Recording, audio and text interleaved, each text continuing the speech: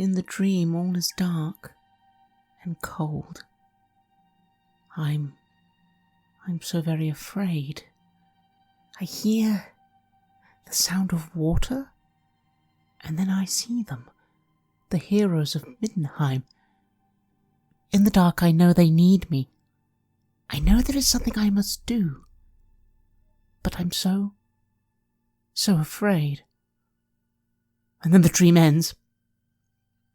I don't know what it means really. Is there something I'm supposed to do? What is it? And why am I so afraid? It's been such an honour to travel with the Dove of Shalia. Everything they say is true.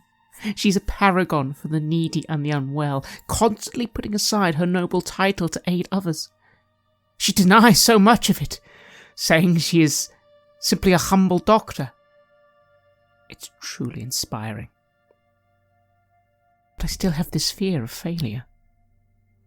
I can only pray you will guide me, Shalia, when the time comes. This is Red Moon role-playing.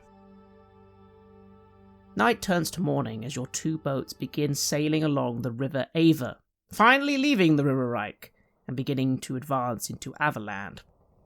After essentially negotiating with the Countess of Null, you were able to convince her that you were not secretly heretics and enemies of the Empire, but that your mission is true and important to the safety of all. In return, while her demeanour perhaps was not fully jovial, at least with the likes of Lady Wittgenstein and Kruger Hoffman, she did, at least with Inquisitor Schilf, present some joviality and let you finish the meal and get back on your boats unharmed. She also did offer some service. Number one, a letter. She told you probably best not to open it, but she wouldn't stop you. But a letter that apparently will get you past any blockades or barriers that you might encounter on the river to Averheim. Apparently she has some sway in what is going on in Avland, but she didn't say any more than that. She kind of simply said not to worry too much about it.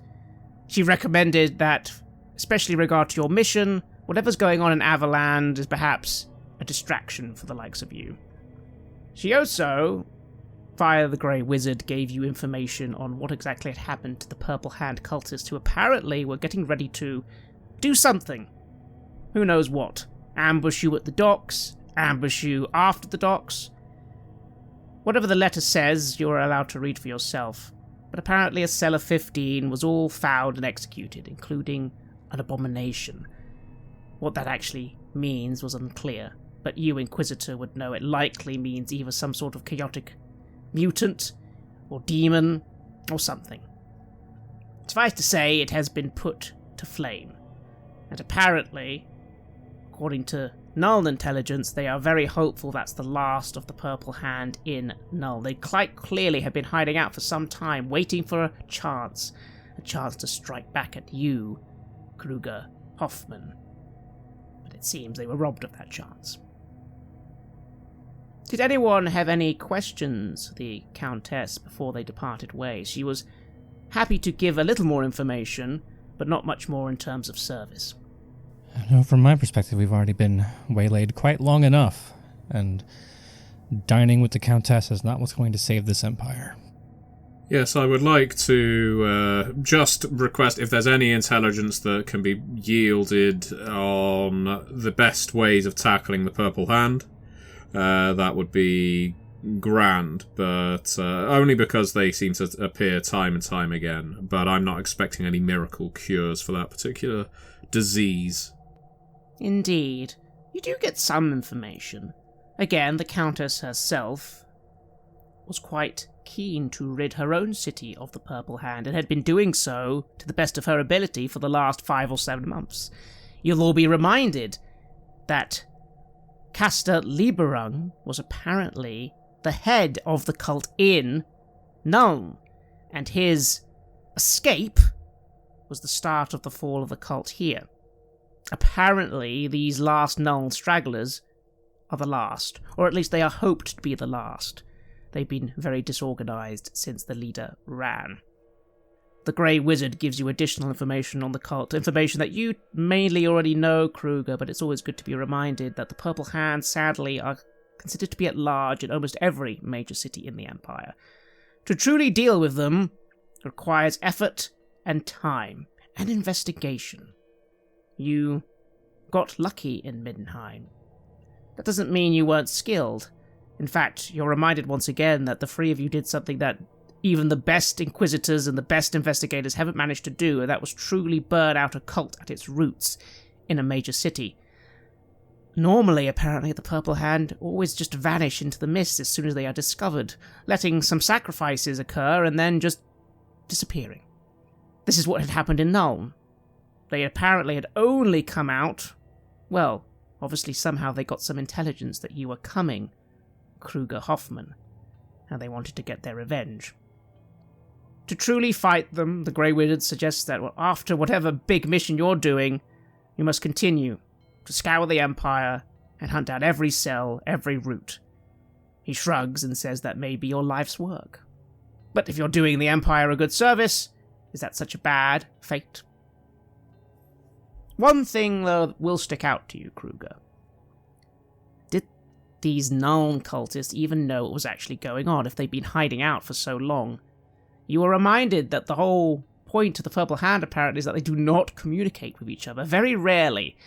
Apparently, the hunt for Castelliberung was itself a radical move. You remember when you were imprisoned, briefly, that this was mentioned, and that several cult members were not happy. You can't blame them.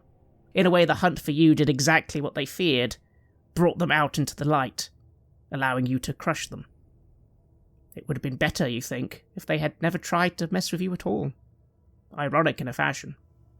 Yes, it certainly would have been for them, and I suppose also for us. I guess the thing that started all of this off was me taking on the identity of Castelliberung, so I'm not exactly innocent in all of this, but, well, it is interesting to know that they might not actually know that he is gone. That might play into future interactions in interesting ways, and it does mean that, yes, the mistaken identity issue is not over. Not yet. Although, feel free to roll an intuition check with a +20. That is a 0.5 under 79, so that's 7 degrees of success. That is a very good level of success, almost a critical. Then again, it would occur to you that there are other things at play here. Maybe the rank and file cultists don't know this, but surely some of the other leaders. Do they not know by this point? You think they must. It's highly unlikely that not a single message got out of Middenheim before you killed them all. So maybe the people truly in power do now know that you are not actually Castelliberung. Maybe. It is a possibility. It is a possibility. I'll have to try to be vigilant.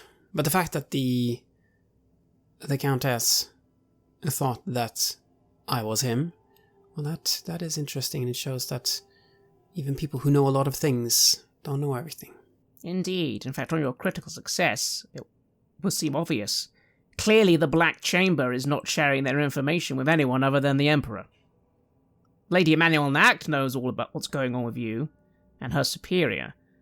But you suppose, in terms of other elector counts, they're not in on the loop, not even the Countess. That's why she wanted that information, because she genuinely didn't know what was going on with the Emperor, even if she had her theories.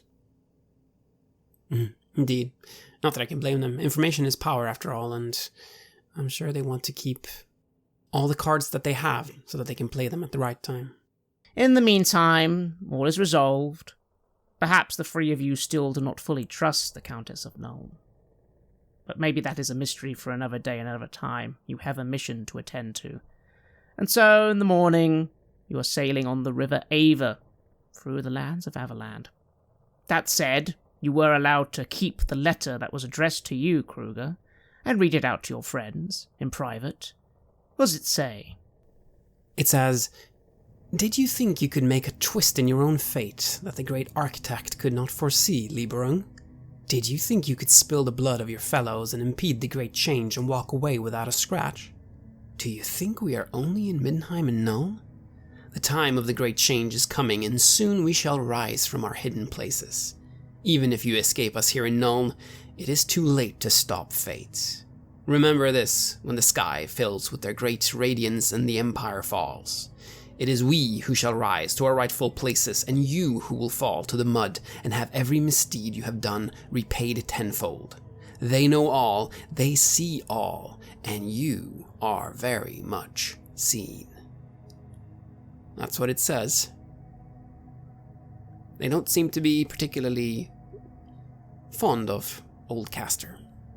And of course, there is a nice, blatantly obvious, purple hand symbol underneath. And I'll show this letter off.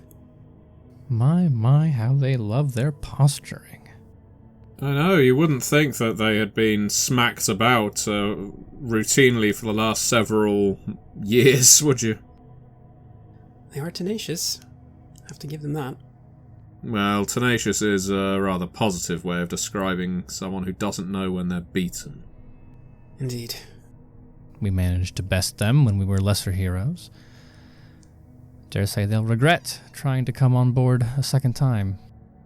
Yes. How could they stand against the mighty heroes of Middenheim, right? Hurrah, I say, with no small amount of sarcasm. But no, you are quite correct. We've beaten them at all tiers of our ability. At this point, there is far more that I am worried about beyond these borders than these miscreants.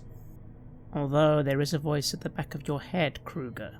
Again, because of your critical success. You have beaten them at every turn. And yet wasn't the last turn very, very recent? Because the Doctor, the Emperor, that was the work of the Purple Hand, and if you hadn't been there and done what you did just recently, well, they had almost got the Emperor himself under their thrall. Are they truly as weak as they seem? It is true that they were able to reach all the way to the Emperor. We did foil their plans, but it does show that they have the capability of reaching pretty much anyone. Yes, we have beaten them, but we have to continue to be vigilant. They seem to have a uncanny ability of being able to nestle themselves into any kind of organization, really. We'll have to suspect everyone. Just in case. You know, they say in Middenheim you're never more than about 2 lengths away from a rat. I think it's probably the same with them. Yes, they can be everywhere. But until the rats come together and actually display a modicum of intelligence, and I trail off, actually, realising, there have been rats with a modicum of intelligence. They were standing on 2 legs, so never mind.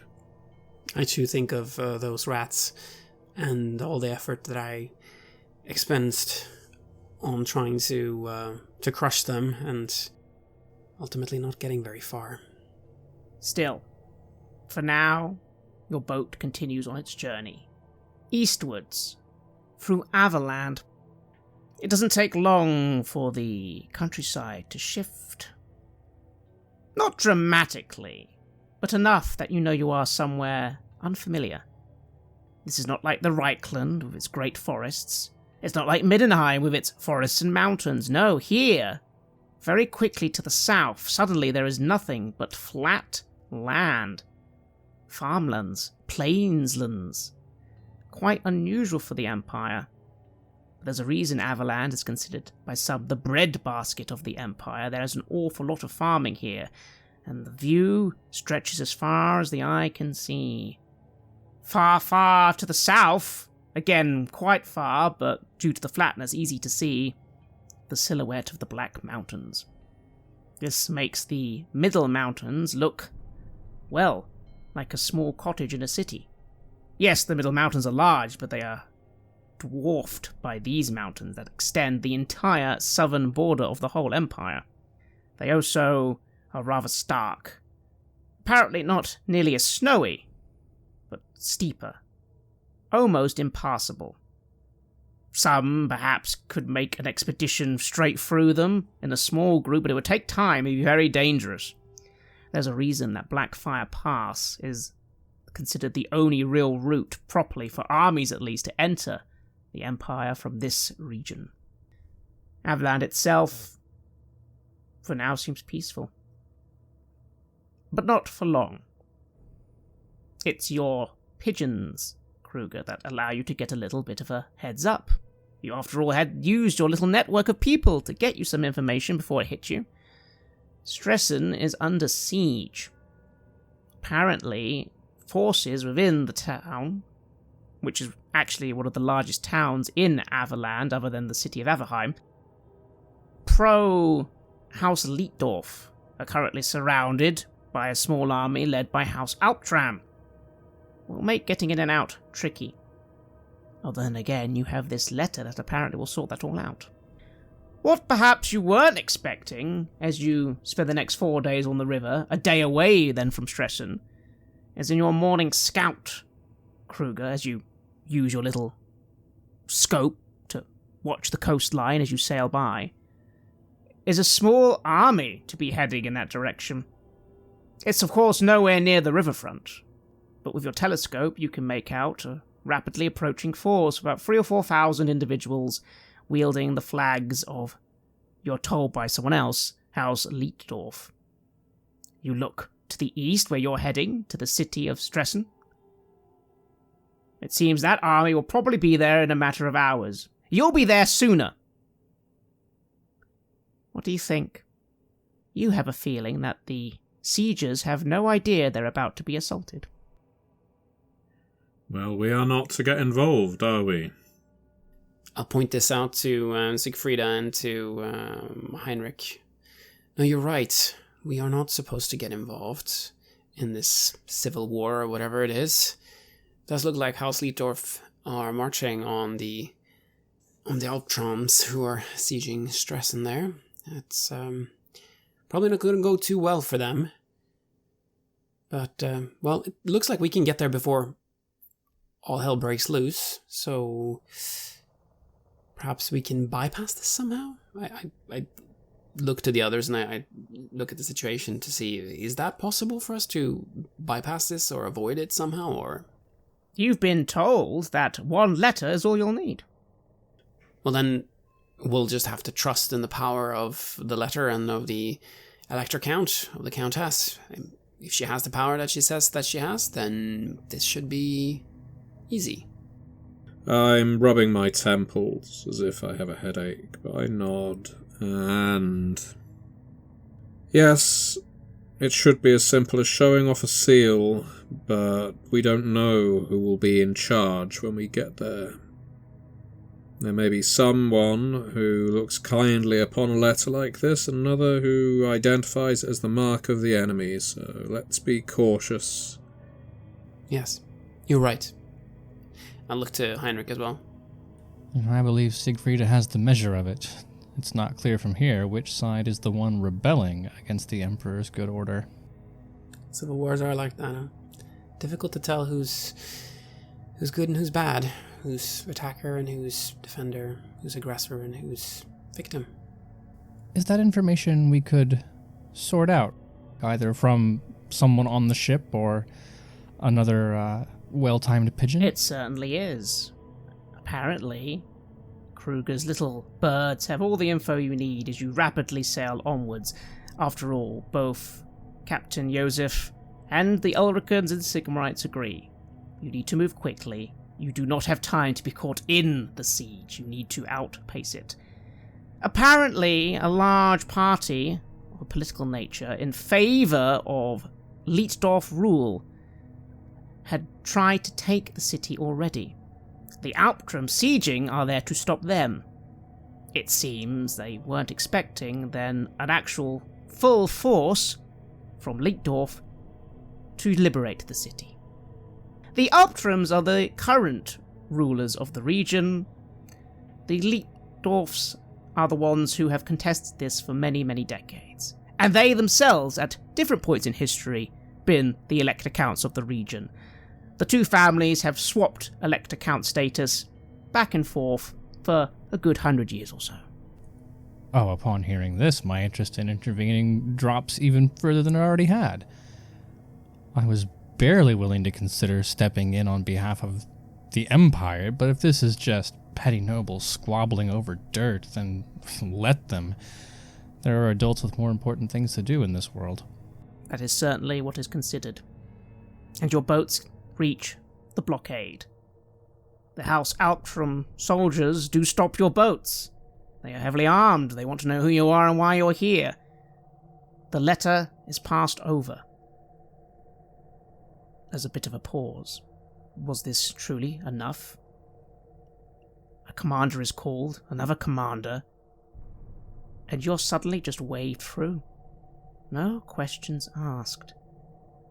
You have no idea what the letter contained. You have no idea what the Countess wrote, but it allows your boats to pass.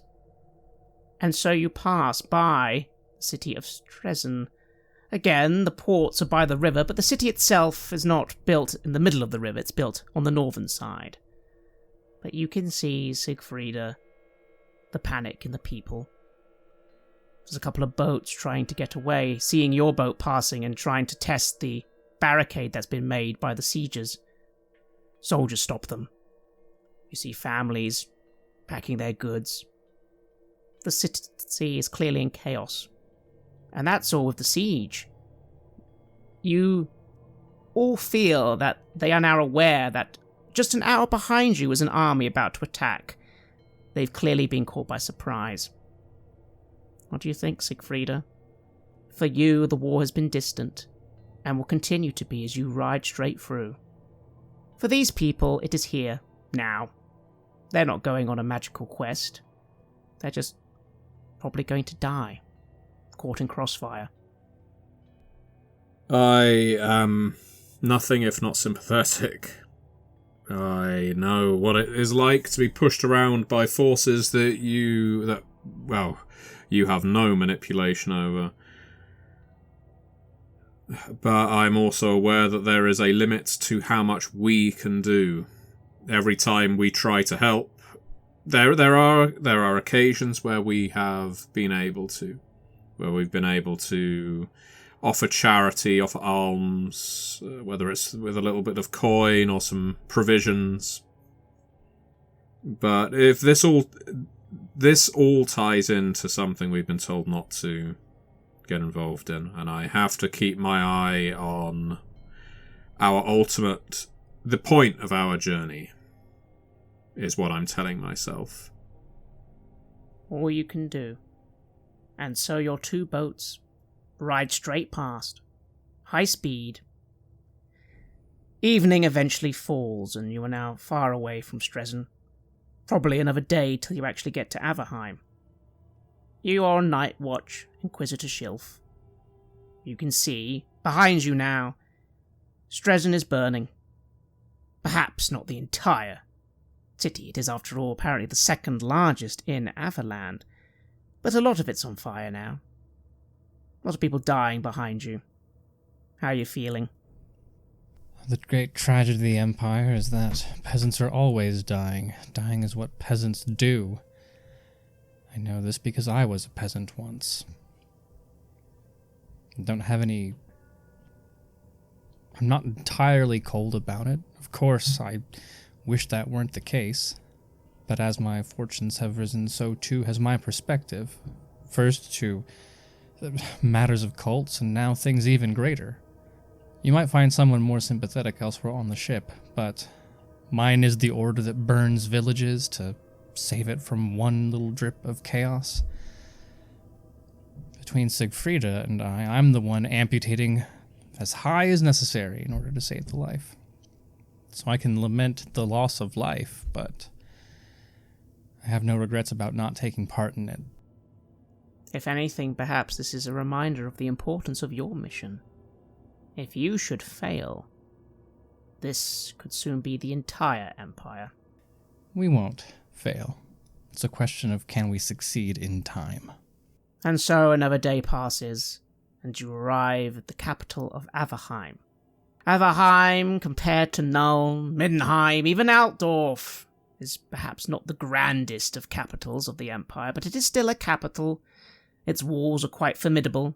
Again, here in Avland, the city is built on a hill, and the great towers can see awfully far. The city is not in a good state, but the armies are ready. And again, you hear from your little bird, Kruger, that it's unlikely that the Leitdorf forces are going to try and actually take the capital. That would be a far more arduous battle. So for now, it seems this place is at least defended and secure. Secure enough for your boats. This is where the water journey comes to an end. To continue, you must take to the road, the old dwarven road that leads to Blackfire Pass. The crew of the Carroburg are imperially paid to be here, so they inform you quite untactfully that they will wait a month before they return. Joseph, of course, is different. As you bid farewell to the crew of the Bereba once again, he says, I know they're only going to wait for you for a month, but we'll wait for you as long as needed, long as you need. But hey, hopefully you'll be back in a couple of weeks. It only takes a week or so to get up there, and you'll do whatever you need to do, lads, and you'll be right back, won't you? We've never let you down in the past when it comes to timing, have we? Damn straight. And don't worry about us. Again, they'd be fools to attack a city like this. My reckoning is, in all this war going on, they'll probably be trying to take all the towns around us first. After all, if they want to rule the place, normally these sorts like to have their capital cities, don't they? True, but if I may, if the other boats and ferries depart in a month because we have not returned, you shouldn't linger. There is every possibility for chaos, and in my head I'm saying that with a small c. You never know who might try taking your vessel, and I don't mean with force either. There's going to be a lot of desperate people who want to get out of the city if there's anarchy raging, and trust me, you will be best off departing with the rest of the force. If needs be and we somehow emerge in 2 months' time, trust us to make our own way back. Joseph looks unhappy with this, but he nods. All right. I suppose I can no arguing with you. You got the brains, but I ain't happy about it. But hey, it's not gonna happen, because you're all gonna come back soon as you can. Oh, I'm sure we will. I am sure all of us will. A small side question. Would I have been given, for example, a seal to go along with my rosette? I'm hoping I could write a scroll or a letter of some kind, essentially warning anyone who wants to interfere with the Barabel that they are doing so risking the Inquisition's ire, or at least an Inquisitor's ire. Maybe that'll be enough. I suppose I'm intimidating, right? I could do it with words. In that case, yes, make a -20 roll to see if putting up some notes and talking to some dockmasters is enough to get your friends extra security. It's tricky because, again, the witch hunters have authority. That authority can fall away a little at a time of war, though. Oh, I don't even need them to have security. I just want people to stay off the boat. But all the same... Oh, Sigmarno, that is a 94. The Emperor cannot cash checks in this jurisdiction currently. No. The dock workers respect you, but they also give you a look of suspicion. Again, Sigmar is worshipped here, as he is in every part of the Empire, and the witch hunters are respected. But no one's going to stick their nose out for you, especially when they know that you yourself will not be there. The dock workers know that you're off somewhere. Not much more than that, of course. So, you feel that any words you say today might not hold true if you are not personally there. But, you do know that the Karlberg aren't leaving yet, so for now, there is at least a whole other boat of Imperial servants who are here, watching over your friends. Well, they've done themselves well in the past. Hopefully their luck holds. And with those farewells, we begin the final leg of your journey on foot. Well, not entirely on foot. Preparations have been made for horses and carriages. The boat people stay behind, so now it is simply you three and your retinue, including the Sigmarites, the Ulricans, and of course, the scholar himself, and that priest of Shalia. And so you ride south, making quick progress. It's about 3 or 4 days before you finally get closer and closer to those Black Mountains. As they get higher and higher, you pass through the towns of Heideck and Grenstad with little issue. Sometimes Kruger, sometimes Heinrich, maybe even sometimes you, Siegfried, if you take watch. We'll see to the north, more fires. War is happening in this province. But not so much where you're going. It seems the settlements become starker out here, and maybe there's no point in having a war here.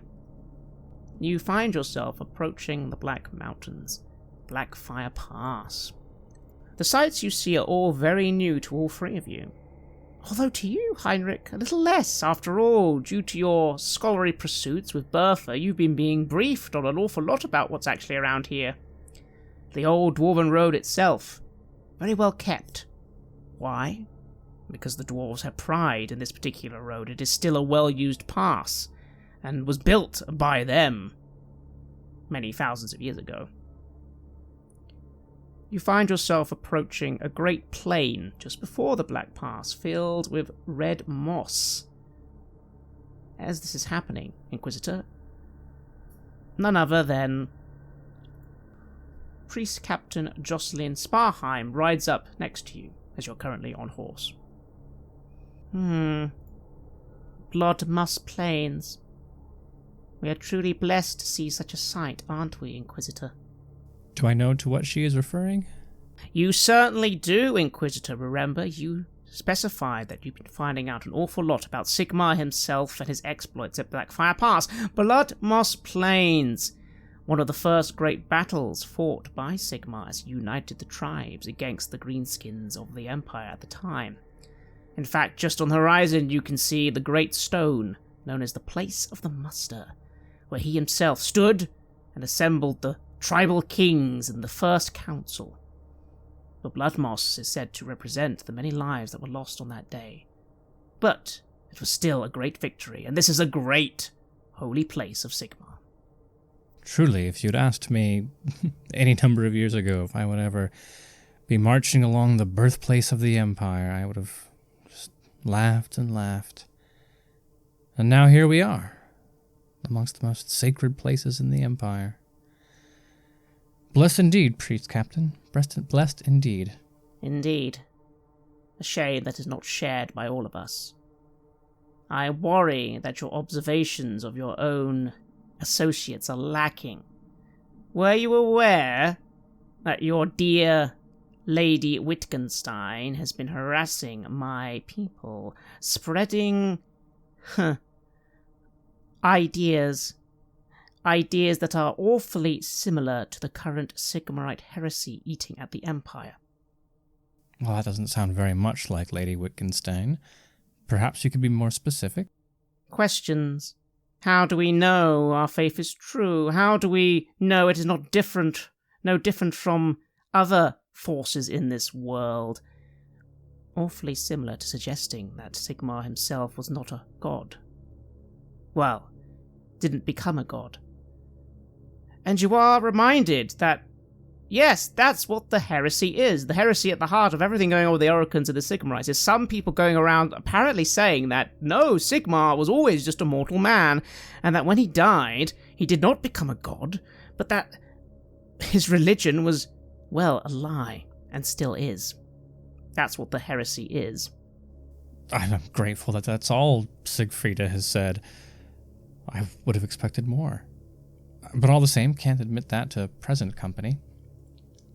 Well, no, I wasn't aware. I'm sorry, I hadn't realized it had risen to that degree. But, Priest Captain, surely you can't expect me to bind and gag my associate. What is it you would have me do to keep the peace amongst our traveling companions? She gives you a look of derision and looks back at the marching parade of people. Merely assure me that if action needs to be taken, you will not be swayed by so-called friendship or loyalty. Mark my words, Inquisitor. We will be tested soon. And someone like her, apparently lacking in any true faith, will either break or turn on us. I guarantee it. What Lady Wittgenstein lacks in faith, I assure you she makes up for in her capabilities as a traveling companion, as a surgeon, as a scholar. We will tolerate small differences amongst us if it means the greater success of our mission, will we not? With that, the priest captain just shakes her head and returns to her troops. You don't think you've convinced her? Not yet, anyway. No, I imagine it's going to be a long, long march. Still, your march continues as you pass, finally, into Blackfire Pass. Several merchants and pilgrims travel this road, and Blackfire Keep watches over all of them. You are being informed by none other than Baron Todbringer Siegfrieda as you pass that Blackfire Keep will not be involved in any civil war. The soldiers, though Avlanders, are sworn to the Emperor himself to protect this pass. That is their mission, that is their goal. It is a sacred promise, apparently made by the original inhabitants of this land to Sigmar himself. So all these soldiers do not look behind them, but to the south. A nice, intimidating fortress. Nothing like the picket line. Strong walls that you pass through, blackened by hundreds of sieges. Awfully impressive, isn't it, Lady Wittgenstein? Look at that! Ha ha! I'd like to see those greenskins get through here! Oh, very much so. I don't think I've ever seen walls stand so high and mighty and awe-inspiring. And I say that, although I'm traditionally quite sarcastic about these things. It's impossible to not feel daunted by the scope. I do look at him. What provisions are there for protecting the underground? We've encountered many foul beasts that prefer to burrow and tunnel and emerge on the other side of citadel walls like these. He kind of furrows his brow a little, really thinking over the question. You are aware that Baron Rainer Todbringer is quite the warrior, but maybe not so much a strategist. I suppose, well, the dwarves have a way of doing it. The place has never been taken from below before. Most of them attack just, well, the walls. I think, didn't someone say that there isn't that much tunneling to be done through these mountains? It's quite difficult, and the dwarves are keen to always make sure there is no way of getting past. Yes, that must be it. We have encountered only a small share of dwarves in our journeys, but it does seem they are quite confident in their architectural abilities. Well, if your faith is in them, then I will allow it to extend to me. You do note as you pass that it seems the keep itself is not actually directly in the way of the walls, but to the side of them.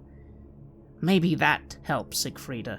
Maybe if you do get underneath the walls and on the other side, you still have a whole fortress to deal with to attack from the flank. As you pass and see the other side, you also notice it's awfully stark. Nothing but the road and mountain pass.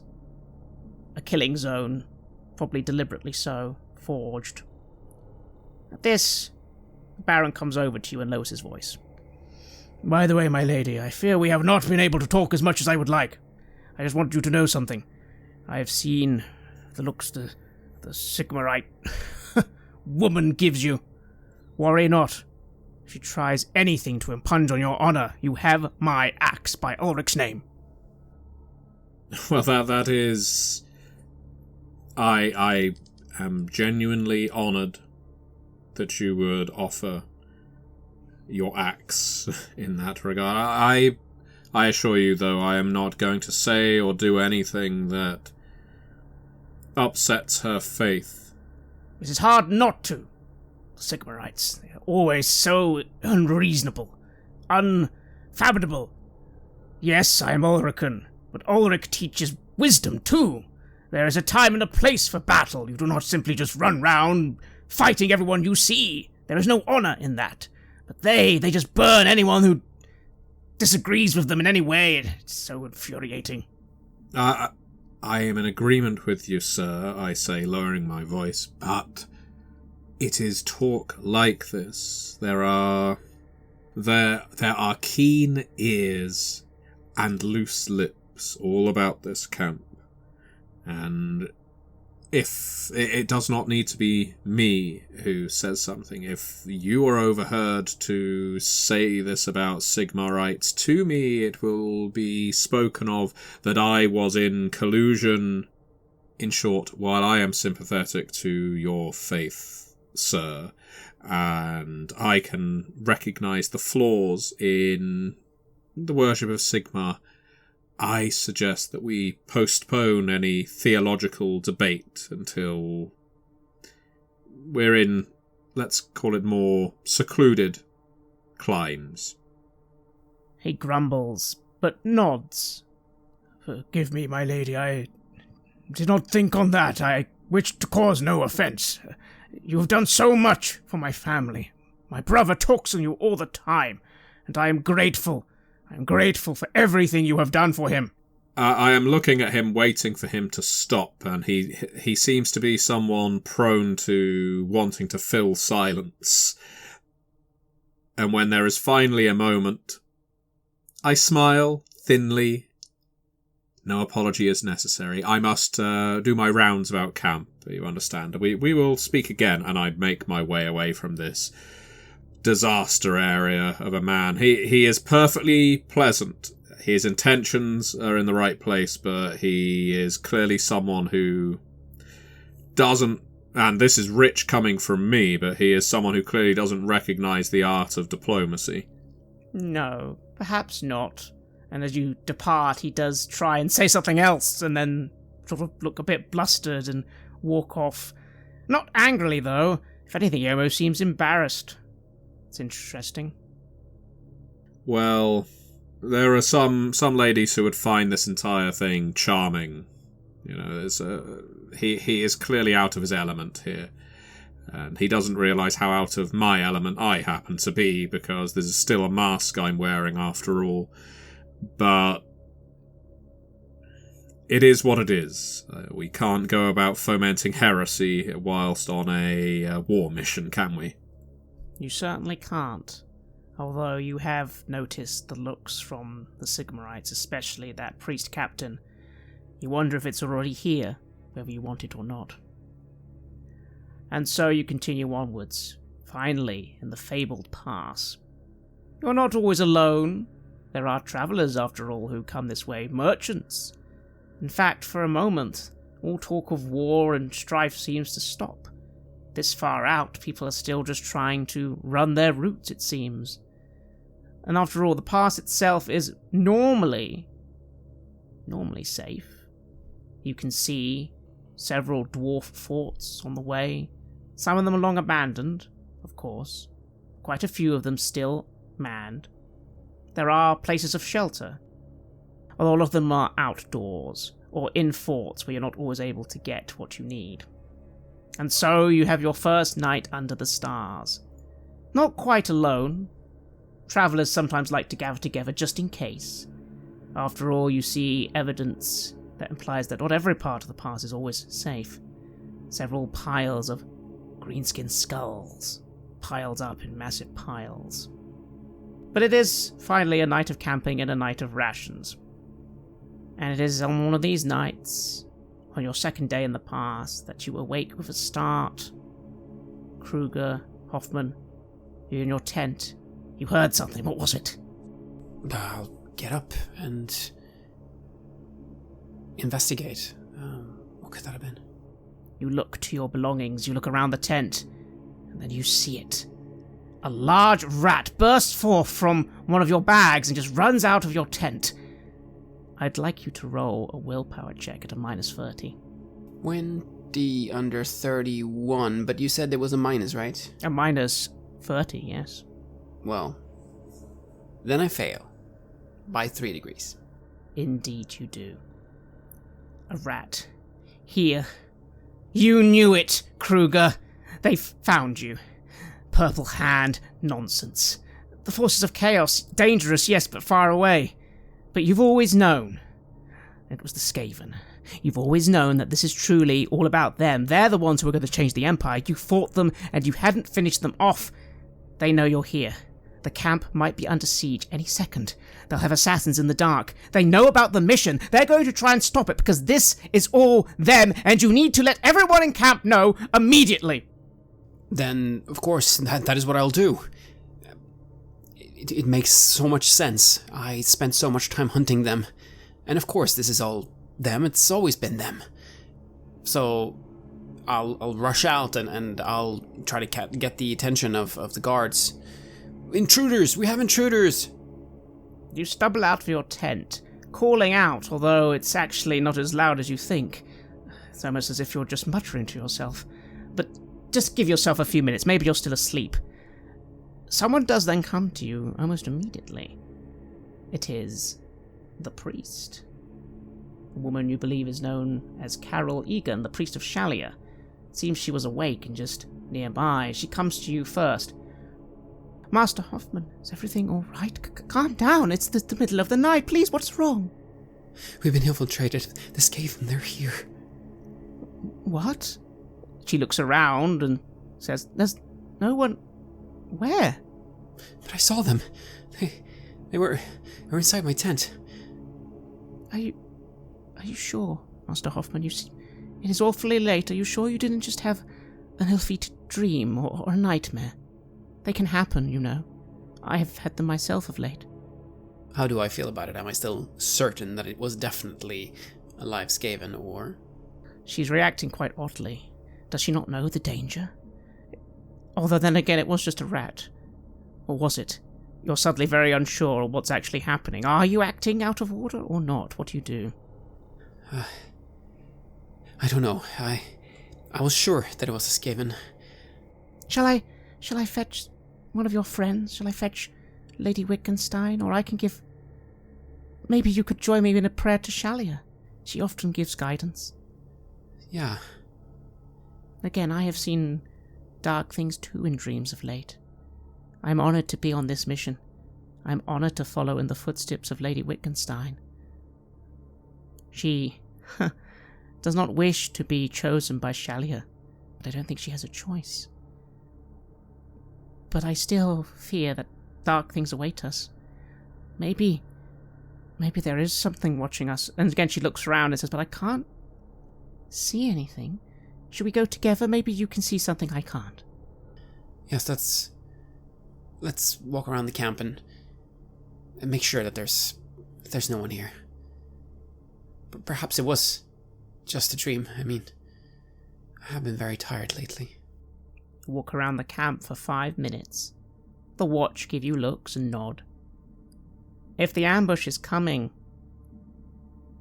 Kruger, you have to admit it's coming very slowly and quietly, and actually you've camped in quite a secure location on the pass. It's just the nerves, the medicine, all that. It's messing with my head. You must be under a great deal of pressure to be such important people. I wouldn't know about that, other than my gift, but I don't see that as making me any better than anyone else. I'm just happy to serve Shalia. Well, serving is a good thing. It's good to have a purpose. I think I have a purpose too. You certainly do, sir. You certainly do. And she smiles.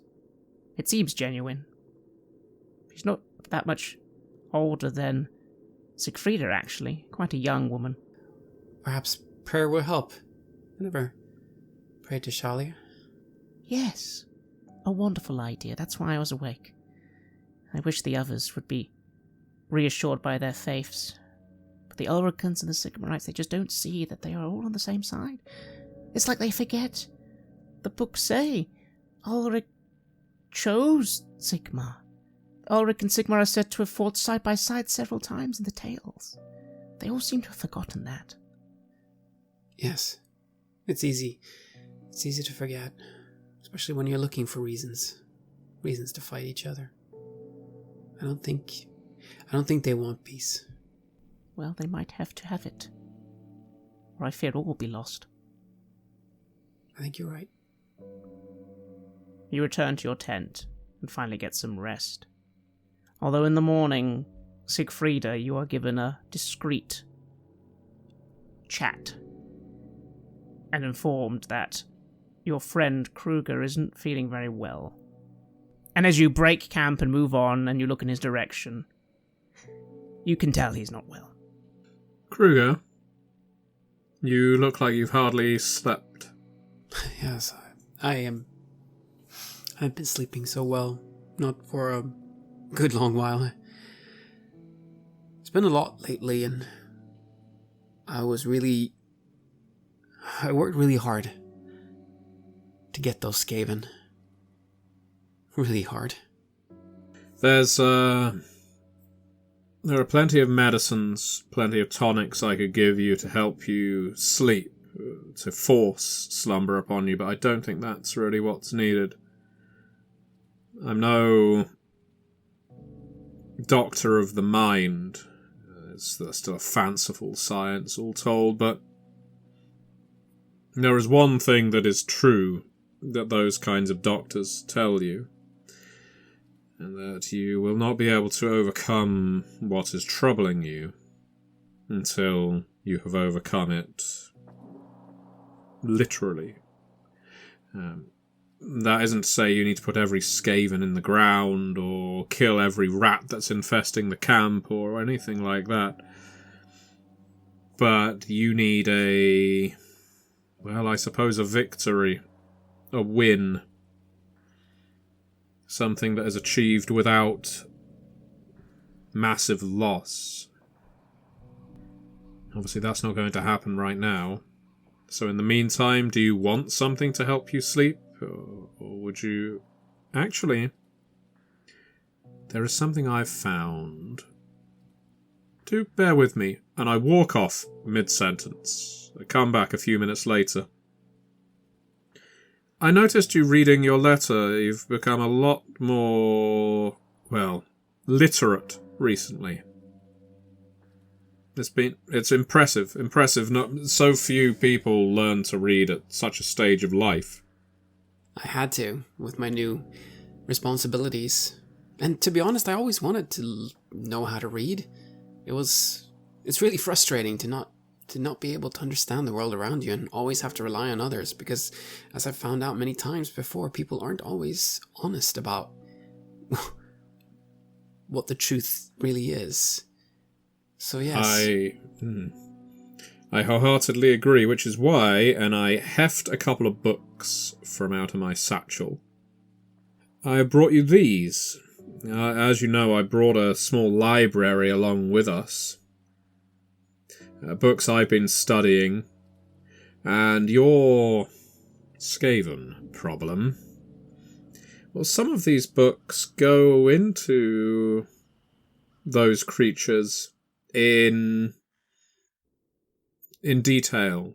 It chops away the mystical, the idea of them being heralds of doom and magical plague, and more into what they are, or if they can be said to have any kind of culture, any kind of hierarchy. I've been collecting all manner of books, and I found a couple. that talk in some depth about these creatures and others. It's helped me with my studies of anatomy. And, well, while I wouldn't suggest showing them to any priests, I think sometimes studying these creatures at a almost pure scientific level helps remove the fear from them. So, if you would like, you can have access to my library and start with these books. We don't need to worry about dosing you up with potions that might addle your mind, when in fact what your mind needs is to, well, expand a little with some knowledge not accessible to most. You are right that it's best to speak of this in hushed tones. They are, of course, well, this kind of information are not really supposed to exist, are they? So, but thank you, yes. I think it might actually help. I have had enough of tonics and potions. I think that's one reason why I am as messed up as I am. But to learn more about them, it might actually help. Thank you, Siegfrieda. I sit down next to you. That's what I think. That has been my finding, that study is the best way to understand. It's logical, isn't it? And as I say, I wouldn't recommend showing these to any priests. These last couple of weeks before we set forth, I know we were all busy with our own researches, our acquisitions, our projects, and I thought to myself, should I spend that time making explosives or developing poisons and radical new medicines? And I realized, no, what I actually needed was more knowledge. And so that's how I come to possess some of these texts. So I leave them in your care and trust you will look after them and not share them with anyone else. Thank you, Siegfrieda. I appreciate that. I'll keep them secret. You certainly will, Kruger. For a few hours later, you look at these so-called books she has gathered. First of all, you quickly observe that most of them are Dwarven written, and actually seem to have been translated from the Dwarven language, which you'd know, talking to Quintus, is something the dwarves are not very keen on. They allow it every now and then, but they often don't. So someone translated this, possibly without permission. Second of all, it's highly contradictory. There is information here, it's true, but it goes a bit back and forth. Some of it even contradicts what you saw. There is some information here, but how true it is debatable. One thing you know immediately. Siegfrieda could not have come across this legally. There's no way. This sort of stuff is normally burned. It's a good thing you care for her so. You cannot let anybody else see this. Maybe not even Heinrich. Not to mention, in your own studies and exploits with the Skaven, you'd be in great danger if they ever found out you had a book like this. Indeed. But it is perhaps because it is so dangerous, so forbidden. It is perhaps because of that I find myself engrossed by the contents and able to focus on that instead of all the other burdens that I carry. Indeed. And so perhaps your next night is a bit easier. A bit. As your journey continues through Blackfire Pass.